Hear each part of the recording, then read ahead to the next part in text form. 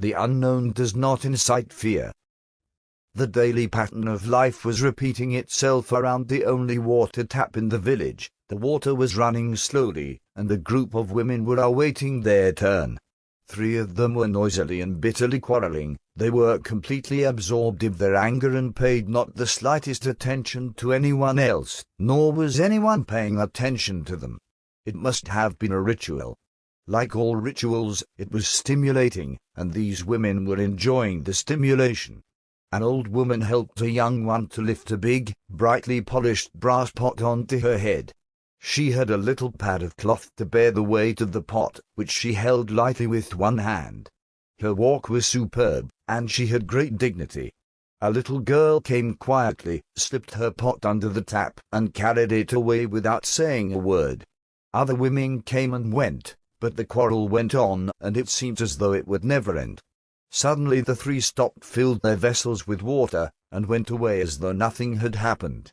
By now the sun was getting strong, and smoke was rising above the thatched roofs of the village. The day's first meal was being cooked. How suddenly peaceful it was! Except for the crows, almost everything was quiet.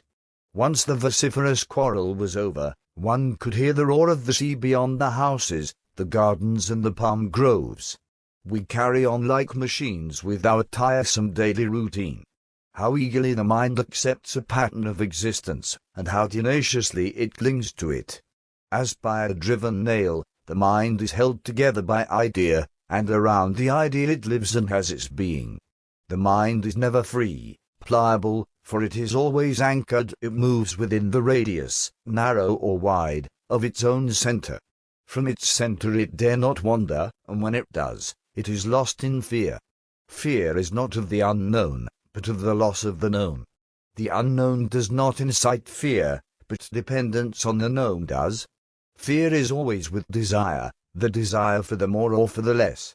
The mind, with its incessant weaving of patterns, is the maker of time.